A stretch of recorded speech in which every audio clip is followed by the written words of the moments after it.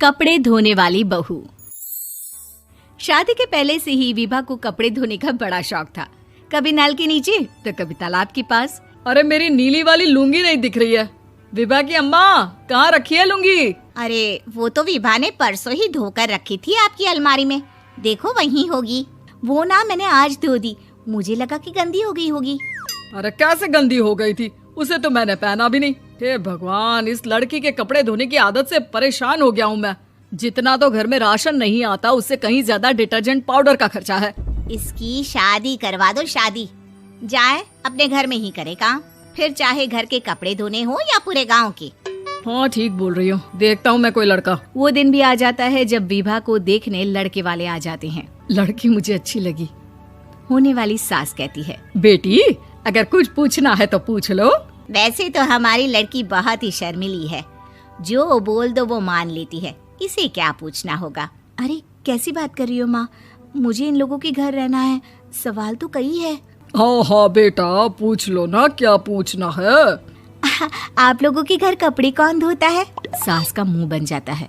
देखो, अगर तुम ये कहना चाहती हो कि तुम्हें कपड़े धोने नहीं आते तो सुन लो, कपड़े मैं ही धोती हूँ, लेकिन तुम्हारे आ जाने के बाद मैं रुमाल तक नहीं धोऊंगी। अरे चुप रहना भाग्यवान, बहू बेचारी घर आई नहीं, उसे डराना शुरू कर दिया। वो क्या है ना बिटिया, अभी तक तो ये कल्लू की माँ ही धोती थी, लेकिन अब तुम्हारे पापा तो दहेज में वॉशिंग मशीन देंगे ही। तभी विभा की माँ बोल पड़ती है, सवाल भी पूछा तो क्या। वैसे भाई साहब, मशीन की तो फिर भी कपड़े धोने की कैपेसिटी होती है। मतलब जो बिटिया दे रहे हैं ना विभा, इसे कपड़े धोने का बहुत शौक है। ये आप लोगों के क्या, आस पड़ोस गांव मोहल्ले सबके कपड़े धो दे और उफ तक ना करे। बाहर देखा नहीं आपने कितने कपड़े सूख रहे हैं? सब हमारी बिटिया ने ही तो धोए हैं। बस भी करो ना माँ, शर्म आ रही इतनी तारीफ सुनकर। और तो और एक दाग निकाल कर दिखाओ तो मान जाऊं। हाँ अच्छा, माफ करना बेटा, मैंने गलत समझा। हमें तो रिश्ता बहुत पसंद है। और ऐसे जुड़ जाता है रिश्ता कपड़े धोने का शौक रखने वाली विभा का। उसकी शादी हो जाती है कोयला फैक्ट्री में काम करने वाले कल्लू के साथ। शादी के बाद अचानक विभा चिल्लाती हुई सास के पास आती है। सासू माँ, अरे सासू माँ कहाँ है आप? ये तो धोखा है, धोखा दिया आप लोगों ने मुझे। इस ससुर के चक्कर के बारे में पता चल गया। अरे तो उसमें तुझे क्यों धोखा मिला है? अरे नल में पानी नहीं आता, कपड़े कैसे कब धुलेंगे? अच्छा, तू पानी नहीं आ रहा उसकी बात कर रही है। तो आपने क्या सोचा? कुछ नहीं।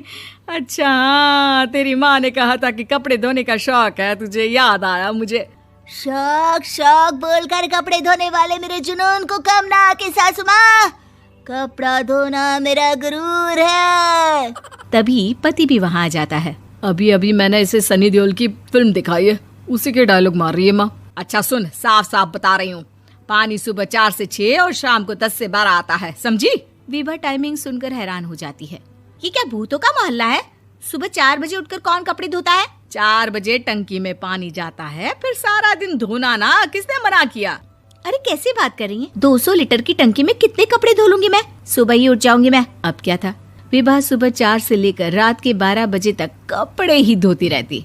एक रोज सास पड़ोस से निकलकर कहीं जा रही होती है कि साथ वाली कहती है, हाँ कल्लू की माँ, जरा ये बताओ कि 2 साड़ी है, 2 ब्लाउज और एक पेटीकोट और एक नाड़े वाला लंबा कच्छा। हाँ तो? अरे तो क्या, कितना लोगी धुलाई ये बताओ। धोबन दिख रहे हैं हम क्या?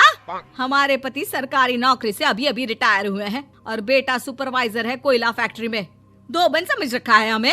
हाय रे कल्लू की अम्मा, माफ कर दो, वो तो मोहल्ले में यही सब बता रहे थे कि तुमने बहू को कपड़ा धुलवाने के काम में लगा दिया है। सास को पड़ोसन की बात सुनकर गुस्सा आ जाता है। वो घर पहुंचती है जहां घर के बाहर ही इतने सारे कपड़े सूख रहे होते हैं जितने कि किसी धोबन के घर पर। अरे ओ कल्लू की दुल्हन, बाहर निकल।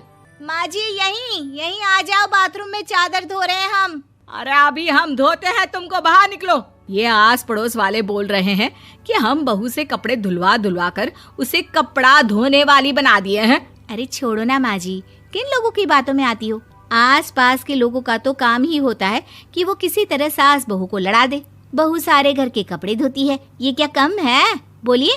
सास को भी लग जाता है कि वो बहू का ये सनकीपन नहीं छुड़वा सकती, इससे अच्छा है कि खुद ही चुप हो जाए। एक रोज सास और बहू मंदिर जाते हैं, जहाँ सास की साड़ी वहाँ खड़ी भीख मांगने वाली से मिलती है। माँ जी क्या बात है, आपकी साड़ी उस भिखारन से कितनी मिल रही है ना? हाँ हाँ देखो तो, दोनों की साड़ी मिल रही है। क्या बात है कल्लू की अम्मा, तुम खुद को तो अफसर की बीवी बताती हो और ऐसी सिंपल सी प्लेन साड़ी पहनकर घूमती हो। सिंपल और प्लेन नहीं है ये साड़ी। तो क्या सोने के धागे से फूल बने हैं? कुछ भी सासू माँ, कुछ भी। हाँ बने थे इस साड़ी में सोने के धागे से फूल। मेरे पति लेकर आए थे मद्रास से स्पेशली मेरे लिए 10,000 की।